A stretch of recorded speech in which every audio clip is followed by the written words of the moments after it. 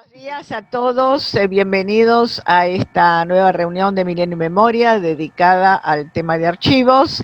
En esta oportunidad contamos con la presencia del doctor Ronald Díaz Bolaños de Costa Rica. Él es profesor en la Universidad de San José de Costa Rica, la Universidad Nacional. Tiene una amplia trayectoria como investigador en historia de la ciencia y también en cuestiones ambientales. Participa muy activamente en FEPAI, ha participado en congresos anteriores de Milenio y Memoria y también en el proyecto Ecoepisteme que hemos tenido este año.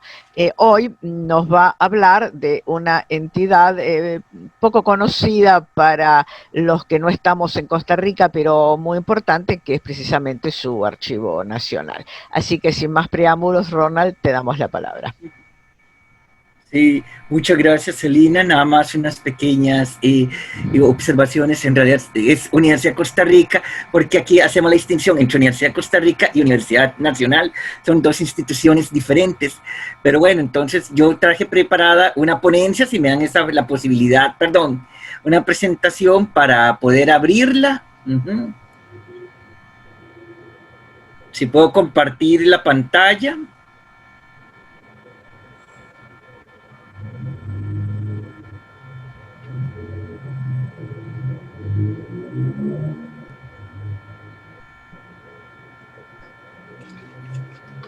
Sí, para ver si puedo. Ah, bueno, entonces, pero eso es la de Celina, entonces, porque yo, digamos, tengo aquí la presentación mía.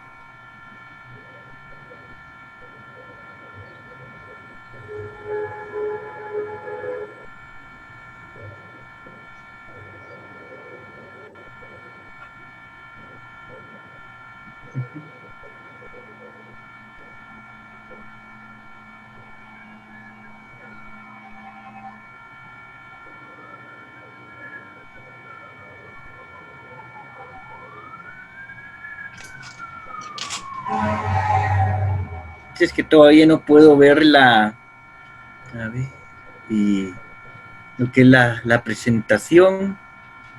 ¿Es la publicación dialogando?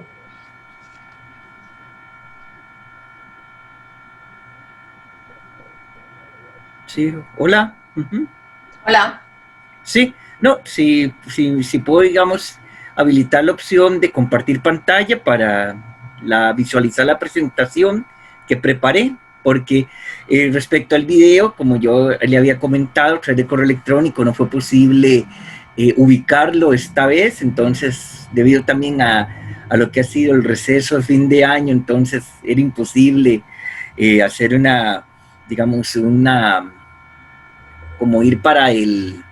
Perdón, lo que quiero decir es que estoy demorando porque no está grabando. Entonces estoy viendo para que grabe, porque se me paró el récord, no sé por qué, y para volver a empezar. Ahora ya está compartida la pantalla y ahora ya podemos volver a empezar porque está volviendo a grabar. Así que empezamos de nuevo. Bienvenidos. Sí, bueno, Bienvenidos entonces a esta reunión de Milenio y Memoria en la sección de archivos. Contamos con la presencia del doctor Ronald Díaz Bolaño de la Universidad de Costa Rica y nos va a hablar de del Centro de Investigaciones Geofísicas y nos va a hablar de colecciones de documentos científicos que son realmente muy importantes. Él ha participado en otras oportunidades de estos congresos y es un especialista en cuestiones de historia de la ciencia ambiental. Así que sin más preámbulos, te damos la palabra, Ronald. Muchas gracias, Celina. Me corresponde hablar a mí de dos colecciones de documentos científicos que se encuentran custodiados en el Archivo Nacional de Costa Rica, específicamente el álbum de Figueroa y el fondo Josefía Tristán Fernández. Ya después me iré refiriendo a cada uno de ellos.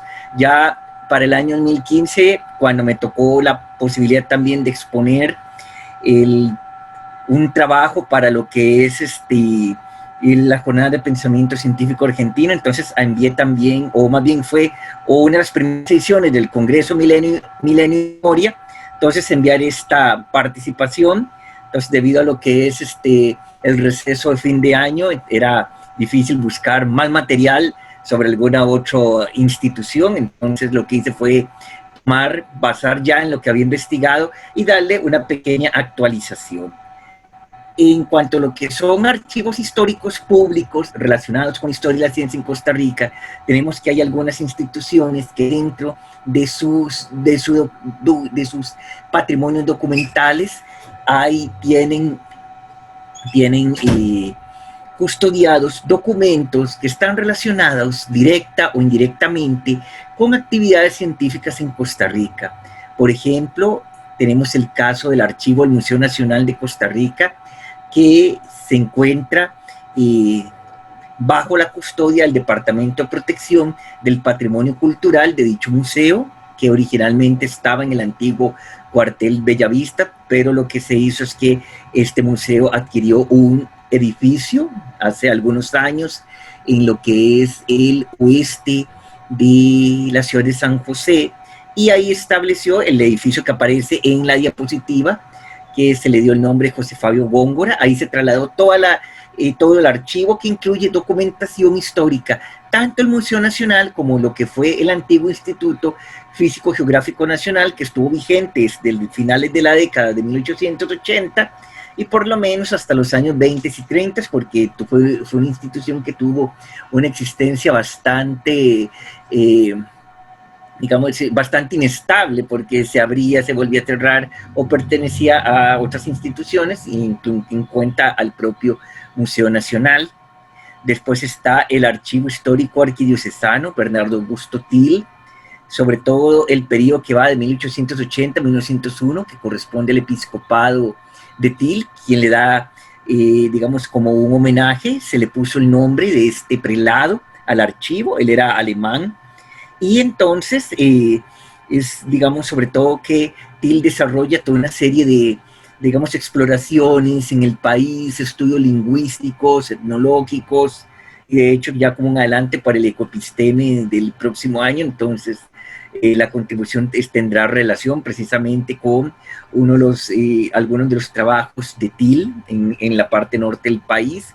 También tenemos el caso del Archivo Universitario Rafael Obregón Loría, el AUROL, perteneciente a la Universidad de Costa Rica, sobre todo lo que es interesante, el material relacionado con lo que son procesos de institucionalización de enseñanza de diversas disciplinas científicas, especialmente en los años 40, 50. Y tenemos el caso del Archivo Nacional de Costa Rica, que se fundó en el año 1881. Para eso el gobierno interino de Salvador Lara emite la Ley de Archivos Nacionales. De hecho, la institución comienza llamándose así, Archivos Nacionales, y tiene como primer director a Pedro Costa, de origen cubano, quien está al frente de la dirección por algunos meses. Luego van a venir otra serie de directores. Uno de los más destacados fue el diplomático e historiador León Fernández Bonilla, quien estuvo 2 breves periodos al frente de la institución, sobre todo que él fue uno de los diplomáticos costarricenses que se dedica a recopilar documentos, inclusive también lo que es transcripción de los mismos, por ejemplo, en el Archivo de Indias en España, y sobre todo porque esta institución nace en un contexto en que hay conflictos limítrofes con los países vecinos, tanto Nicaragua como Colombia. Panamá todavía no se independiza, sobre todo, digamos, el conflicto principalmente con Colombia, sobre todo porque ambos países tenían distintas posiciones de cómo trazar la línea limítrofe. Inclusive un año antes de la fundación del archivo hubo un conato, conflicto armado, que ambos países deciden finalmente de poner las armas y entregar la solución a un arbitraje internacional que le correspondía al rey de España. Y esta institución estuvo ubicada primero en la casa en San José, en la casa de un sacerdote, Raimundo Mora. Luego se le traslada a lo que fue el edificio del Palacio Nacional, que se ubicó en lo que hoy día está en el edificio del Banco Central de Costa Rica, que el Palacio Nacional lo que hacía era reunir las oficinas de todas las entidades estatales del país, bueno, y digamos de los principales poderes, de los ministerios, y se le ligó en ese momento a lo que es el Ministerio de Gobernación. Luego se le traslada a las instalaciones de lo que fue la Universidad de Santo Tomás, que había sido suprimida en 1888. Ahora los archivos nacionales van a ocupar su edificio. Esto es también el año 1957, que el antiguo Banco Anglo Costarricense adquiere el edificio y que hoy día lo ocupa el Ministerio de Hacienda. Y es que en 1957 se va a trasladar al edificio de la imagen María Cristina, que así se llama, todavía existe, que hoy es un edificio comercial que se encuentra en el centro de la ciudad, pero digamos, dado a que no tenía las condiciones para abarcar lo que es el Archivo Nacional, se va a trasladar a su local actual. Dicho sea paso, en 1966 cambia su nombre a Archivo Nacional de Costa Rica. Este es el actual edificio que comienza a construirse en la década de 1990 y que se va a ir ampliando en diferentes secciones hasta años recientes. Este actualmente se encuentra en el este de la ciudad. Y la estructura actual tenemos que hoy día pertenece al Ministerio de Cultura y Juventud desde 1964. Consta con una junta directiva integrada por la persona que funge en la dirección del archivo, como también por representantes de otras carteras del Estado. Y tiene como función lo que es salvaguardar, custodiar el patrimonio documental de la nación, ser el ente rector del Sistema Nacional de Archivos y también promover el ejercicio notarial. Actualmente está constituido por varios departamentos. Tenemos el administrativo financiero, que tiene a su cargo todo lo que es la parte de la administración, de las finanzas, de la institución, el archivo histórico, que es el que preserva toda la documentación, como se ve, digamos, allá en la imagen, donde están varias de las cajas de documentos de los fondos del archivo, que es el que también hace posible la consulta de los mismos. Tenemos el caso del archivo notarial, que digamos lo que los notarios, las notarias tienen que, digamos, ellos tienen que estar constantemente entregando lo que son sus protocolos a lo que es a esta sección. También tenemos el departamento de cómputo encargado de la parte tecnológica, el de conservación, que ha hecho una labor muy importante en lo que es la restauración de varios de los documentos que con el paso de los años se han venido deteriorando. Y por último, los servicios archivísticos externos, que es que es el departamento que permite a la entidad relacionarse con los archivos de las instituciones públicas costarricenses. Y actualmente cuenta con más de 20 kilómetros de documentos. Wow. ¿Sí? Y de ellos hay dos colecciones que tienen lo que, digamos, que se relacionan más con nuestro tema de interés, que es la historia de la ciencia. El primero de ellos es el álbum de Figueroa, que es un documento que consta de 191 folios, y el fondo Josefiel Tristán Fernández, que tiene 603 unidades documentales. Son varias cajas en que se construye, digamos, donde están almacenados los documentos del profesor Tristán. Vamos a hablar un poco de cada uno de quienes fueron y de las figuras y asociadas a estos archivos. Tenemos el caso de José María Figueroa Oreamuno, quien vivió en el siglo XIX. Él era dibujante, se dedicó a lo que es hacer una serie de dibujos, inclusive, sobre todo muy orientados a lo que es la cuestión política, porque él mantuvo algunas polémicas con figuras políticas de su tiempo, tanto en Costa Rica como a nivel de Centroamérica. Él fue cartógrafo y digamos, aprovechando sus dotes de dibujante, también lo que hizo fue explorar la geografía costarricense, sobre todo aquellas zonas que en ese momento eran menos conocidas, menos habitadas, estaban un poco desintegradas a lo que es la dinámica económica del centro del país. Y se dedicó a elaborar varios mapas de Costa Rica y se dedicó a recopilar una serie de documentos que dieron origen al álbum de Figueroa, a pesar de que también es autor de otra serie de digamos, libros donde también incluye varios de sus dibujos, pero digamos como el más importante sería este álbum que él comenzó a redactar, a recopilar las fuentes en los que se basó ya hacia mediados del siglo antepasado, y esta labor se va a extender por décadas, inclusive hasta el propio año de la muerte del autor, o mejor dicho, el compilador. Hay documentos fechados en 1900. Y este álbum está conformado por 2 tomos, uno de 123 folios, que es el más grande, otro 68, que es un poquito más, es más pequeño. El periodo histórico es desde el siglo XVI, de las sociedades prehispánicas hasta el momento de la conquista europea, y hasta finales del siglo XIX, que es la época que ya le toca, digamos, vivir al autor, dado lo que es la importancia que ha tenido desde el punto de vista cultural e histórico a este documento. En la UNESCO en el año 2009 lo declaró parte de lo que es la memoria del mundo, es decir, patrimonio documental de la humanidad. Y dicho sea de paso, entre las fuentes que empleó Figueroa, y bueno, aquí un poquito un error, se encuentran lo que son una serie de planos, varios de los cuales el mismo autor realizó, digamos, planos de ciudades, digamos, de asentamientos coloniales, inclusive interpretaciones también de mapas históricos, los propios mapas que él, digamos, que él elaboró a través de sus viajes de exploración, inclusive también lo que son los varios manuscritos, algunos son propios, es decir, de autoría del mismo Figueroa, o en otros casos se trata de transcripciones de otros documentos de la época. Hay también impresos, hay una serie de diagramas genealógicos relacionadas con las familias de la élite costarricense, y también lo que son propiamente los dibujos. Por ejemplo, aquí, aunque no se ven bien, se observa dibujos que tienen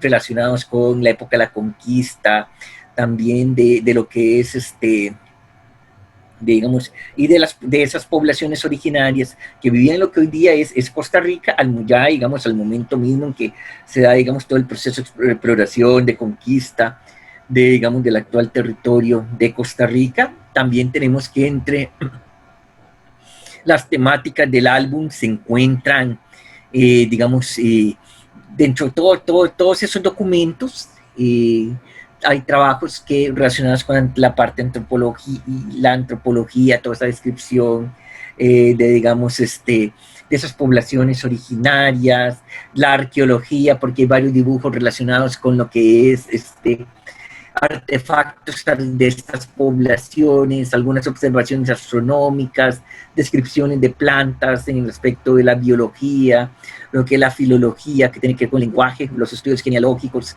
que aparecen dentro del álbum, todas las descripciones geográficas, geológicas, de la historia también, la historia del arte, todos estos dibujos que él hizo, observaciones meteorológicas, inclusive también desde el punto de vista de la numismática, que tiene que ver con lo que es el uso de, digamos, de monedas, y también algunas fuentes que sirven también para una aproximación sociológica a lo que fue la sociedad costarricense del siglo XIX. Entre las exploraciones tenemos que él viajó a todas las zonas periféricas del país, por ejemplo, a lo que es la zona minera de Ciruelitas, la costa de Pirris, que hoy día hay mucha actividad turística, la isla de San Lucas, que fue un presidio que todavía se usó hasta el siglo pasado, lo que es la parte, digamos, Sabanillas, lo que es Orotina, que eran también, digamos, regiones periféricas, la parte en Pacífico Norte, lo que es Guanacaste, que es la zona comprendida principalmente en el Corredor Seco, la parte sur, hacia las poblaciones Borucas y Teribes, que ubicadas en Boruca, en Térraba, y así toda la cuenca del Río Grande Térraba, que es la mayor del país. También tenemos hacia la zona del Caribe, los asentamientos de Colorado, Tortuguero, hacia Parismina, Moín, donde se encuentra actualmente la principal actividad, digamos, infraestructura portuaria del país, en la costa caribeña, Talamanca, habitada por poblaciones de etnia Cabecar y Bribri, también la parte de las llanuras del norte, San Carlos, y las llanuras de Sarapiquí, fronterizas con Nicaragua, que inclusive el autor dice que a él el gobierno le encarga en la década de 1880, ya cuando era una persona de una edad bastante avanzada, hacer un viaje de exploración, pero él lo que decía que lo que era que como no se llevaba muy bien con el gobierno de la época, entonces lo que decía era que internarlo a esas zonas para eventualmente eliminarlo. Pero también tenemos lo que son otras localidades, por ejemplo, la isla del Coco, digamos, reconocida hoy por su biodiversidad y sobre todo marítima, y también digamos que en ese momento funcionaba como un presidio, y también en el interior del país, y las regiones de Puriscal y también de Dota, que en ese momento se están convirtiendo en frente de colonización.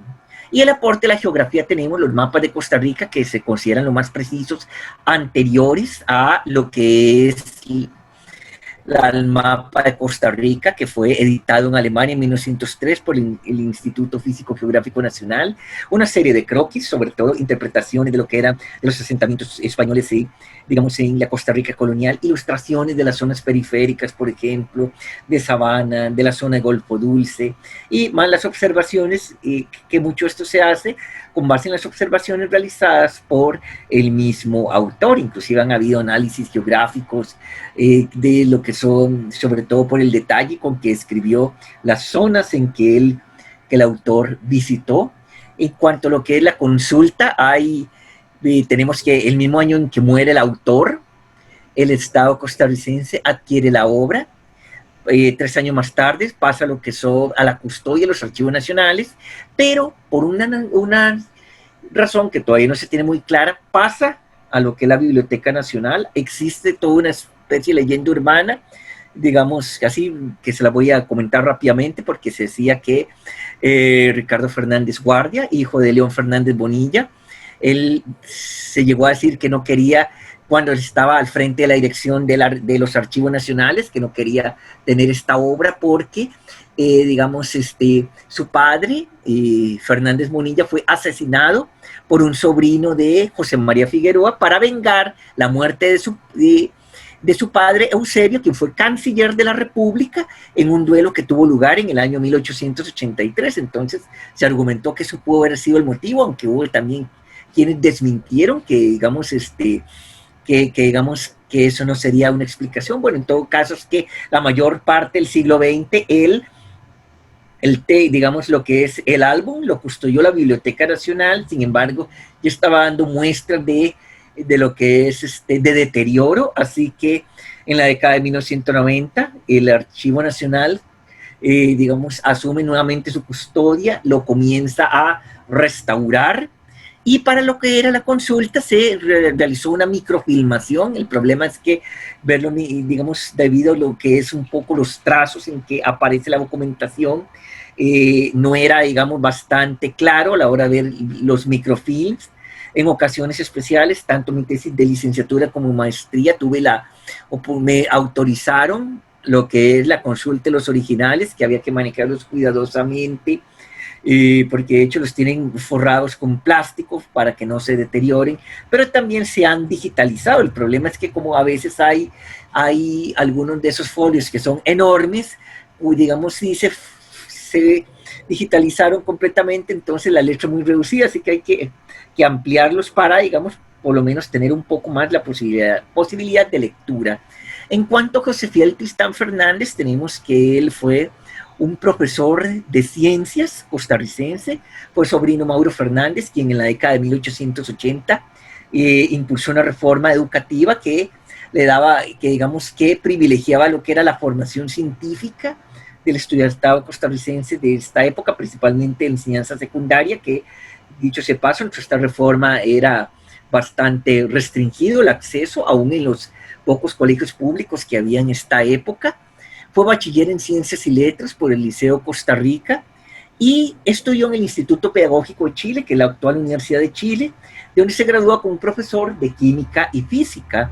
Fue director del Colegio Superior de Señoritas y posteriormente del Liceo Costa Rica, de donde también fungió como docente, y en sus últimos años ejerció la dirección del Museo Nacional de Costa Rica.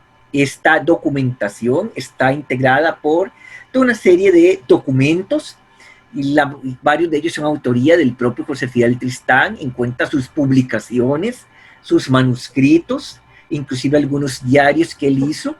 También tenemos lo que son impresos, que incluye publicaciones de otros autores y recortes de periódicos, además de la correspondencia, y toda una serie de fotografías y de negativos que fueron también incluidos dentro de la donación de este fondo, como por ejemplo lo que es esta escena familiar, que fue, digamos, que viene en uno de los de la fotografía de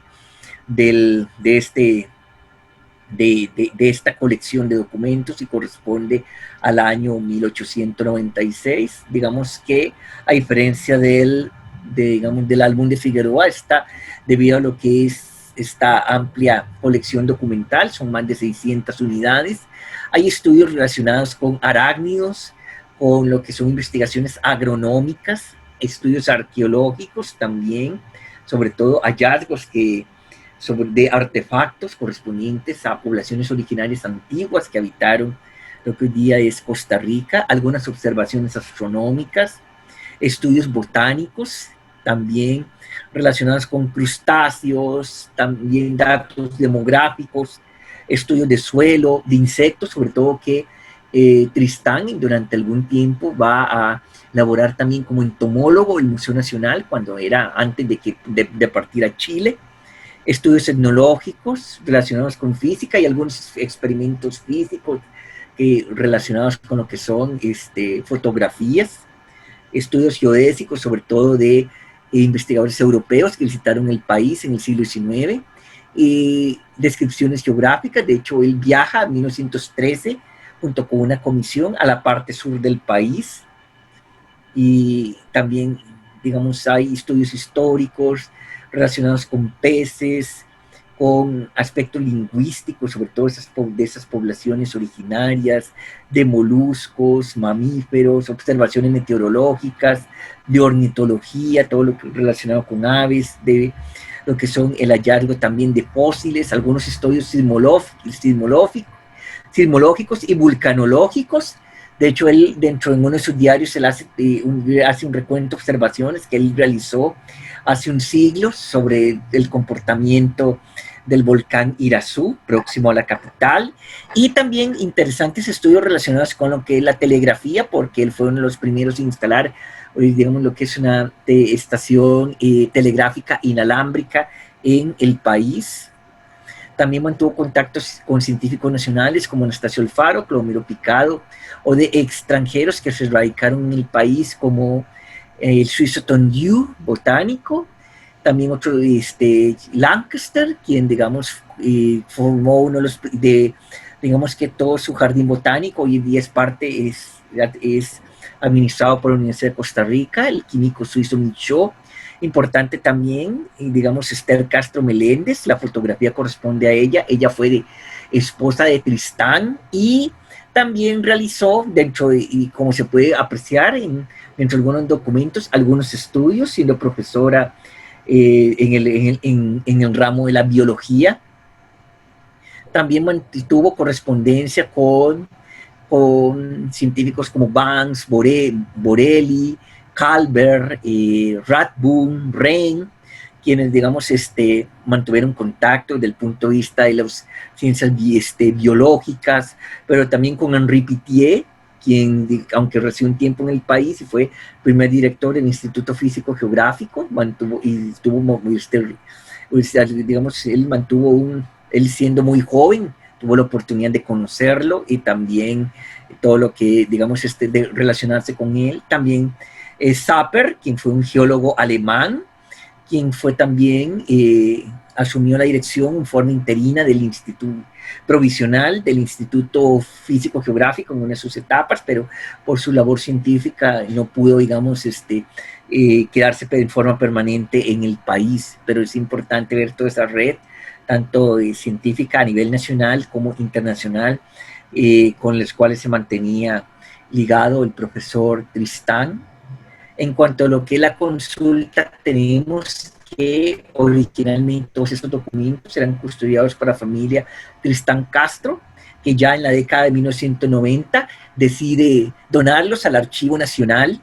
Sobre todo, digamos, Óscar Tristán, que era el único hijo que viviente en esa época, decide, digamos, se constituye en el donante de la documentación, que dicho sea de paso, en ese momento era un acceso restringido, tan es así que Flora Solano, quien participó en el programa en Geonaturalia, ella para su tesis de licenciatura, ella externa un agradecimiento al doctor Tristán Castro, quien era médico, por la posibilidad de haber tenido un acceso a estos documentos, porque no era cualquiera que podía consultarlos. Luego, digamos, el donante autoriza al geólogo Guillermo Alvarado Induni lo que es el permiso para gestionar la consulta de estos archivos. A mí me tocó escribirle a Alvarado Induni para que me autorice también al tener acceso para mi tesis de licenciatura. Luego también tenemos Alvarado decide en 2007 liberalizar la consulta y que sea el propio Archivo Nacional quien administra directamente lo que son los documentos. En años recientes se digitalizó el índice del fondo, pero sin embargo parte de esta documentación quedó todavía restringida y el donante dispuso que sea en el año 2023 cuando digamos sea acceso público todavía estos documentos que permanecen todavía inaccesibles. Entonces extraoficialmente se ha dicho que en estos documentos aparecen opiniones críticas que el propio Tristán Fernández realizó hacia algunas personalidades políticas de la Costa Rica de su época. Puede ser que hayan sido críticas bastante fuertes que por alguna determinada razón la familia Tristán prefirió que no se dieran a conocer, sino hasta pasado cierto número de años.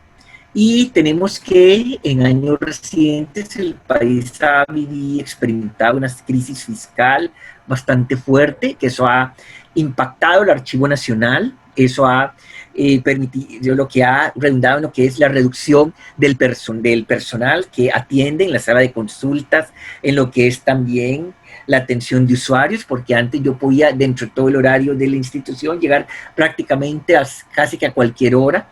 Ahora, digamos, en años recientes se dispuso que sea indeterminado o en horas de la mañana, y el préstamo de documentos es bastante, digamos, es limitado.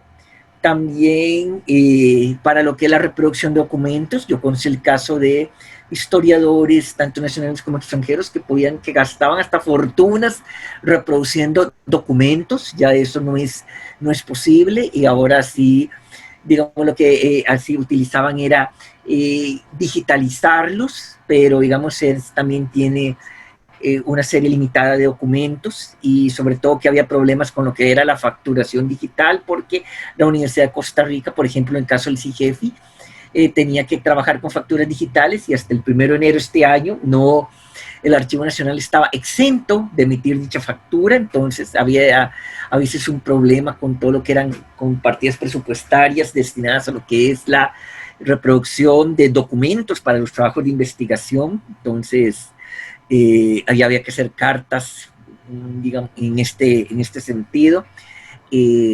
También otra situación que a veces, que a diferencia del Instituto Geográfico Nacional, que tiene convenio con las universidades públicas para lo que es facilitar su documentación, esto no existe con el Archivo Nacional. Entonces el acceso, sí, digamos, era bastante restringido, y ahora en el contexto de la actual pandemia tenemos que hubo un cierre institucional.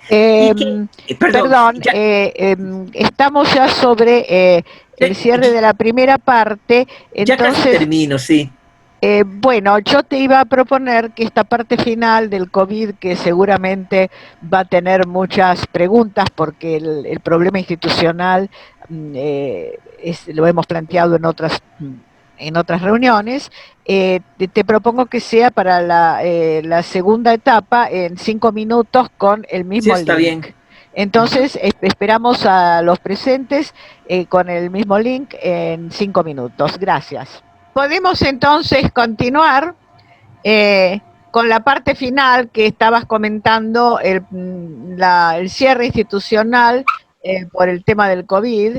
Esto es interesante porque casi todos los repositorios que hemos conectado para este congreso tienen el mismo problema, pero no se ha hablado del tema, o sea, no se ha hablado de cómo se instauró esto desde de una manera institucional y qué legislación, qué normativas, cómo, teniendo en cuenta que esta situación se prolonga, ahora hay una segunda cepa, en Europa se están cerrando de nuevo las actividades, parece que hay que encontrar algún sistema para que las personas puedan continuar trabajando y consultando. Entonces, me parece que es importante que nos hables de este tema. ¿Cómo es ahí? Bueno, dicho sea de paso, ha sido bastante complicado para lo que es la investigación histórica en general, no solamente el campo que nos atañe por el cierre de las instituciones, de lo que han sido los archivos, lo que han sido las bibliotecas, entonces, que hace que las investigaciones muchas veces tengamos que realizarlo ya con los datos que tenemos disponibles, que hemos acumulado ya de otros trabajos previos, o utilizando también fuentes secundarias, el caso de los periódicos, por ejemplo, para el Geonaturalia, perdón, el Ecosistema este año, que Gabriel Madrid y yo tuvimos que ocupar sobre todo fuentes digitales, que al ser un tema muy contemporáneo, entonces ya ahí se circula información. Y entonces, digo, eso facilitó, pero para otros temas un poco más históricos, entonces habría que ver si las instituciones tenían lo que es una... digamos, se digitalizaban por lo menos alguna parte de documentación, porque es imposible tenerlo digitalizado todo, porque si no nadie iría. Por ejemplo, el Sistema Nacional de Bibliotecas, encabezado por la Biblioteca Nacional acá en Costa Rica, y tiene, digamos, había documentalizado con anterioridad periódicos, revistas del siglo XIX y principios del siglo XX, pero no todos. Y respecto a lo que es el Archivo Nacional, ahora para lo que es, que ya antes de la pandemia ya había habido problemas, limitaciones para lo que es la consulta, todavía más porque tienen que aplicar todo lo que es el protocolo sanitario, el Ministerio de Salud, del lavado de manos, del uso del gel, y lo que es mascarillas, cubrebocas, caretas, entonces, y lo que hace es que si hay que... para lo que es la consulta, lo que hay que es solicitar citas y ellos asignan las horas de investigación. Entonces, y esto limita aún más porque por cuestiones de espacio solamente puede estar un número reducido de personas distanciadas. Y pues, digamos, tengo el caso de un amigo mío que él hizo unas consultas en el archivo arquidiocesano que solamente, digamos que a pesar de ser un archivo que es ya poco consultado, entonces se limitaba a 2 personas y a 2 usuarios que se podía atender, y los documentos que facilitaban eran muy pocos, entonces prácticamente se iba todo el horario disponible y mientras se esperaba la llegada, se esperaba la llegada del documento, se consultaba, y el avance no podía ser, digamos, bastante significativo. Y entonces... bueno... y otra cosa... ¿Algo más o ya sí, a ver. Sí, también hay algo más que, y el caso del Archivo Nacional dispone también lo que son las consultas en línea. Por ejemplo, hay que escribir un correo electrónico a uno de los responsables de la sala de consulta. En ese caso, digamos, había que especificar cuáles son los documentos, porque puso en línea todo lo que es digamos, el sistema de búsqueda. Entonces, eso facilita para que aquellos documentos que pudieran ubicarse, pudieran digitalizarse, pero igual es un máximo de 10 documentos y se tienen que seleccionar muy bien, porque dicho sea de paso, que sea un documento que tenga, que sea muy significativo para el investigador, pero eso tiene la desventaja que digamos que tal vez a mí como investigador me interesa una pequeña parte y tal vez son 100 páginas y me van a digitalizar todo el documento que yo no tengo conocimiento qué es lo que contiene, y voy a tener que pagar por digitalizar un texto que eventualmente, si acaso me va a servir a mí media página o hasta menos. Y también hay que tener en cuenta que yo no soy el único que está haciendo la consulta digital, que también hay otras personas que están así disponibles, pero por lo menos las instituciones están tratando de remediarlo de esa forma. Y como son, pero ya digamos, sí se ha venido, digamos, por lo que es ya una cuestión económica fiscal, pero también ahora por lo que es el tema de la pandemia, lo que es restringiendo aún más el acceso a estas fuentes. Bien, muchas gracias. Con mucho gusto. Muchas gracias por tu participación. Este tema de la consulta, de la dificultad de consulta de archivos que has mencionado, en realidad tiene una larga historia porque en muchos casos se ha comentado, a diferencia de las bibliotecas que en general, aunque tampoco no están en una situación brillante, pero en general parecen un poco mejor dispuestas a un servicio al usuario. Los archivos en general tienen muchas dificultades, sea por falta de personal especializado, por falta de recursos, por restricciones a veces poco claras con los criterios de limitación de la reproducción de documentos. Aunque uno los pague, no puede digitalizar más que una cantidad determinada, y como tú bien dices, si uno no tiene acceso primero a todo el documento, puede llegar a gastar una fortuna. Correcto, sí. Digitalizando un documento de 500 páginas, de las cuales va a usar 2. Entonces, sí. Esto también es una distorsión, porque aun cuando el investigador tenga un subsidio, la realidad es que es una pérdida de dinero, ¿no? También para la entidad que da el subsidio, a la universidad correcto, sí. O el Consejo de Investigaciones o a la agencia de subsidios. De sí. modo que este es todo un tema. Bueno, quisiera entonces abrir, si alguien tiene una pregunta, comentario, sobre lo que se ha hablado, que ha sido todo muy interesante. Yo sí, adelante. Adelante, Catalina. Ronald, felicidades por esta exposición, es muy, muy interesante lo que nos has compartido, y estuve tomando notas, pero bueno, espero consultar después tu charla con más calma. Pero quería preguntarte algo, porque no sé si... Sí. Ya, digamos, es un texto que ya se encuentra publicado, incluso si me facilita el correo electrónico, entonces yo se lo puedo enviar. Ah, muy bien, gracias. Sí, es que quería preguntarte algo, porque no sé si entendí bien. En esto del archivo de Rafael Aurol. El Aurol, sí.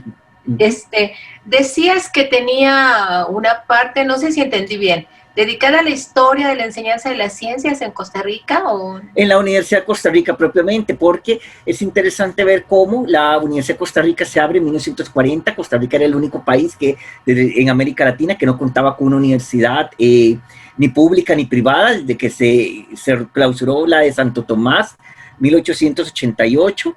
Dicho sea paso por Mauro Fernández, el tío José Fiel Tristán, quien toma esta medida que causó en su momento muchísima polémica y hasta en las décadas siguientes. Entonces, lo que hizo fue que las escuelas profesionales, que estaban formando algunos profesionales, más otras nuevas escuelas que se fundan con la institución, entonces comienzan ahí, y tuve la oportunidad ya en su momento revisar algunos de estos documentos que tienen que ver cómo se va con lo que es la enseñanza, con esas disciplinas científicas que ya van a integrarse que van a impartirse cuando las escuelas cuando digamos la Escuela de Ciencias y Letras abre sus puertas, ya que después esta escuela se fue diversificando en otras escuelas que llegarían a ser también facultades digamos en los años y sobre todo 50, 60, pero la documentación que tiene es muy interesante de las actas que emiten sus profesores, de los cursos que se iban a impartir, quiénes los iban a impartir, en cuenta, digamos, el personal científico de la época, gran parte digamos, se iba a integrar a la Universidad de Costa Rica. Entonces, digamos, iban a fungir entre los primeros profesores, además de otros profesores extranjeros que vienen a ser, digamos, contratados. Además, entonces eso es parte de toda la documentación que está dentro de este archivo digamos, universitario. Muchas gracias, sí. Con gusto. Queda claro, sí. Gracias. ¿Alguna otra pregunta? Yo sí quisiera hacer una pregunta. Con respecto a estas dos colecciones que has seleccionado, dijiste al comienzo, sobre todo por la primera, que es muy importante porque abre, digamos, una sección documental de la historia de la ciencia en Costa Rica. Indudablemente es un dossier completo, ¿no? Con folios, etcétera. Mi pregunta es, con respecto a las etapas anteriores, ¿cómo es que se ha conservado la documentación? Yo recuerdo algunos trabajos que se han hecho en la época de Geonaturalia, a la que tú también perteneciste, ahí en la Universidad de Costa Rica, sobre la época colonial y la ciencia o los comienzos de la recepción de ideas científicas en la época colonial, y se hablaba de algunos documentos, pero en realidad nunca quedó claro dónde están, si están catalogados, si hay alguna publicación al respecto y qué tipo de facilidades de acceso tienen, porque yo recuerdo que esos trabajos eran muy interesantes, pero si uno quisiera acceder a esa documentación por un estudio comparativo, etcétera, no me daban esa información. Entonces, ya que estamos en este tema que tú conoces bien, te quería preguntar eso. Sí, bueno, dicho sea paso, respecto a lo que usted dice, por ejemplo, ahí tenemos a un historiador, Cleto González Víquez, quien fue 2 veces presidente de la República, que él se dedicó a investigar, por ejemplo, el impacto de terremotos, de inundaciones, todo lo que eran fenómenos geofísicos, y publicó ocasión del terremoto Cartago en el año 1910, entonces se hace esa publicación, y lo que hace es que él se remonta al periodo colonial, entonces eso es una labor bastante, digamos, como muy minuciosa, porque habría que ir a los protocolos coloniales, a lo que son los documentos de, por ejemplo, las autoridades coloniales de la época, gobernadores y, digamos, y otros que de los mismos cabildos. Entonces revisar prácticamente folio por folio, a ver qué es lo que dijeron de inundaciones, qué es lo que dijeron de sismos, qué es lo que dijeron de actividad volcánica. Entonces hay algunos de estos documentos que fueron también publicados en la prensa del siglo XIX. Por ejemplo, el mismo Tristán hace la recopilación de algunos de estos, porque, por ejemplo, la erupción del volcán Irazú, 1723, después el mismo Figueroa también él transcribe algunos de estos documentos que ya de alguna forma digamos, estaban conociendo. También se recurre en alguna forma a tradición oral, digamos que también sobre algunos fenómenos destacados, entonces que ellos comienzan también a describir. Y después tenemos el caso, por ejemplo, ya han habido publicaciones sobre José Antonio Liendo Goicoechea, pero lo que pasa es que Liendo, él hace que prácticamente, él se va a vivir a Guatemala, donde en Guatemala existía la Sociedad Económica Amigos del País, había una mayor institucionalidad hacia lo que era la actividad científica en ese momento. Entonces mucha de la documentación de Liendo, digamos, se conservó ya en Guatemala.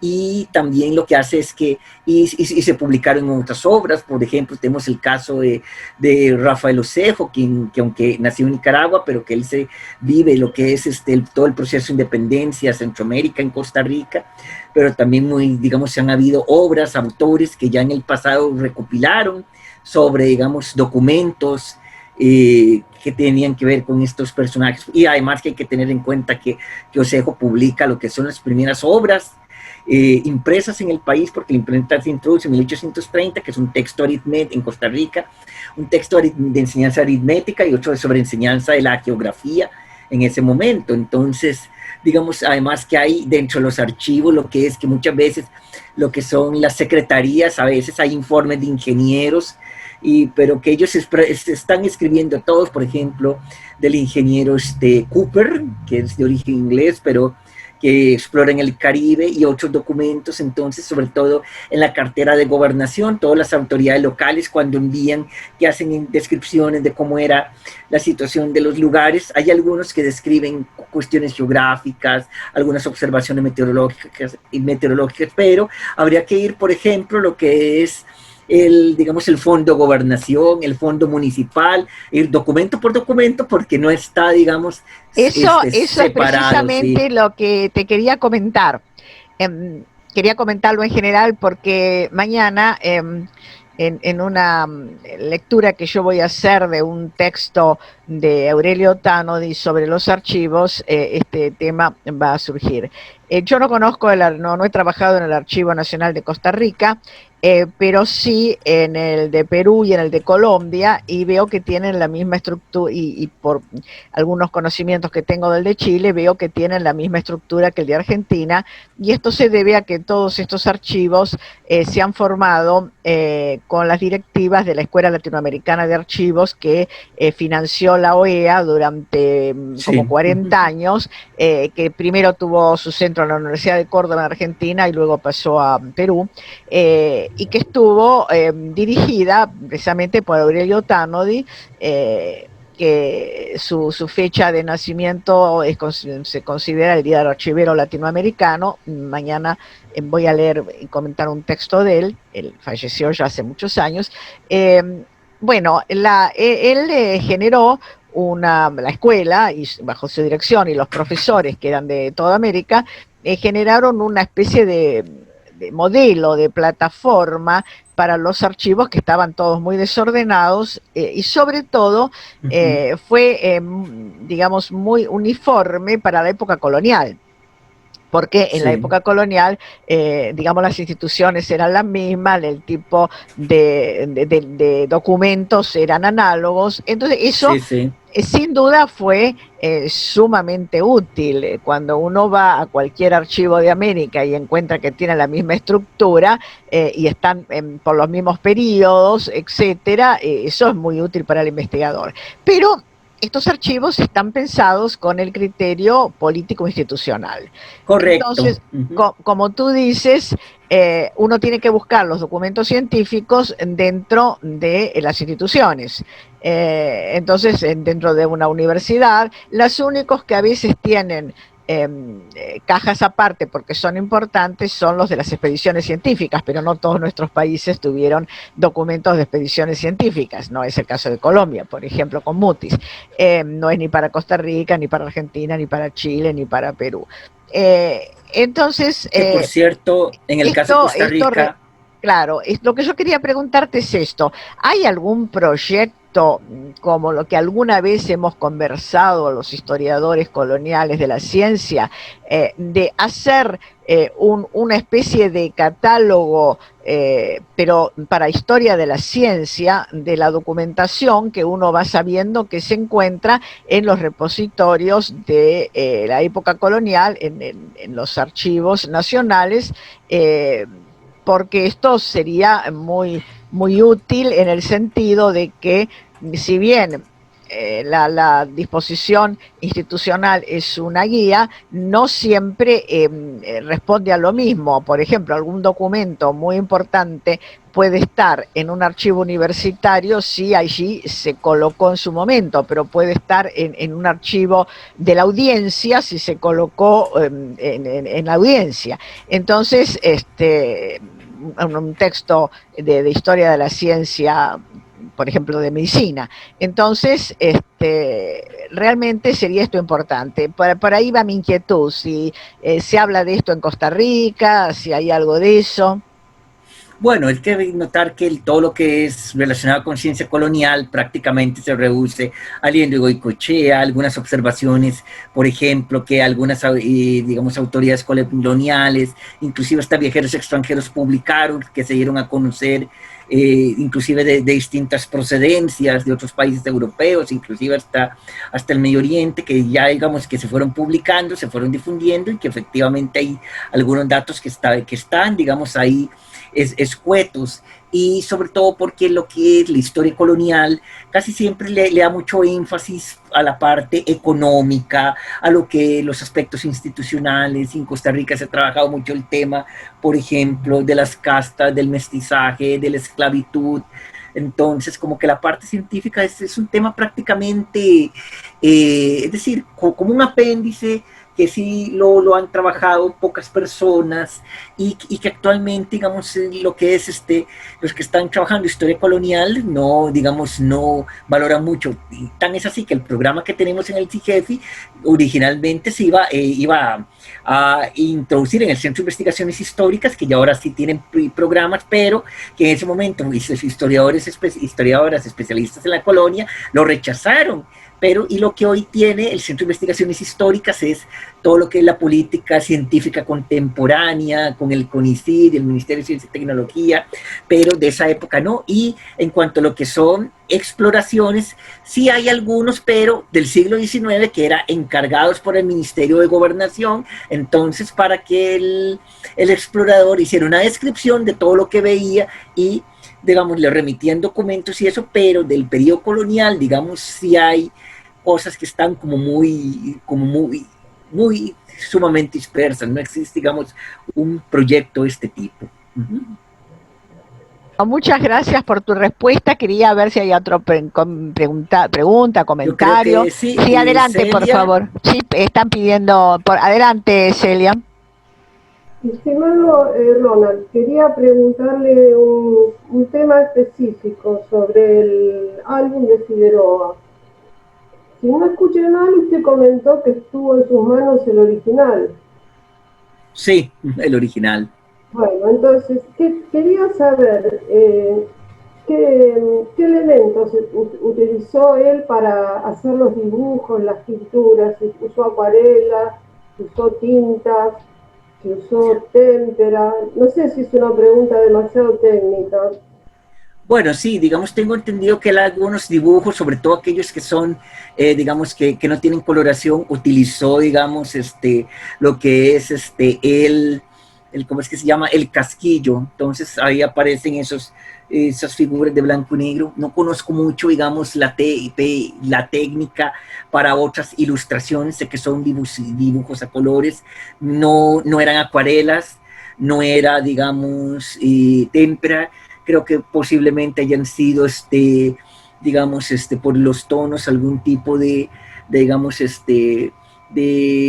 de crayola, de lápiz, una cosa así, color pastel, pero sí tengo entendido que lo que es la parte del mapa, porque eso sí he estudiado, todo lo que es la cartografía que él representó, se utilizó un poco las técnicas que eran usuales en Europa para representar el relieve, para representar lo que son las montañas, para representar lo que son, digamos, como las diferentes alturas. Sí, ciertamente, digamos, como que no me metí mucho, digamos, un poco lo que era la investigación relacionado en las técnicas que él utilizó, porque además del álbum él hizo también otros, digamos, porque él nunca publicó, digamos, sus trabajos, quedaron inéditos, entonces, pero sí hay otros cuadernos que se les llaman, pues el que está según el color del forro, digamos externo, entonces, que también aparecen este tipo de dibujos. Tendría que consultar tal vez alguna persona especialista en historia del arte que sea, digamos, que ha visto más estos trabajos como para responder esa inquietud. A mí me llamó la atención los diapositivos que pasó usted, la calidad de los dibujos, o sea, muy interesante, por eso quería saber qué material había usado, pero bueno, muchas gracias por la respuesta y fue un placer escucharlo. Sí. Sí. Muchas gracias. ¿Algún otro comentario? Bueno, no habiendo entonces más comentarios, te agradecemos mucho, Ronald, tu participación. Quería aclarar que Celia es una historiadora especialista en historia de las imágenes, por eso con razón, la inquietud y efectivamente son imágenes muy, muy logradas, ¿no? No son elementales, ¿no? Evidentemente era muy buen dibujo. No entiendo mucho, no soy experta, pero se nota que eran muy buenas imágenes. Bien, sí. Entonces muchas gracias, Ronald, y los invito para mañana a las 12 horas de Argentina, es la última sesión de este año. Yo me voy a referir a Aurelio Tanodi justamente como con sus ideas acerca de los archivos y la conservación de documentos, que en realidad debería haber sido la reunión primera de la sección archivos del Congreso, pero en razón de estas dificultades horarias y de las reuniones ha quedado para mañana, y mañana cerramos entonces con eso este año y reabrimos a partir del 4 de enero. Entonces ya esta tarde van a tener el link para el Zoom de mañana. Muchas gracias nuevamente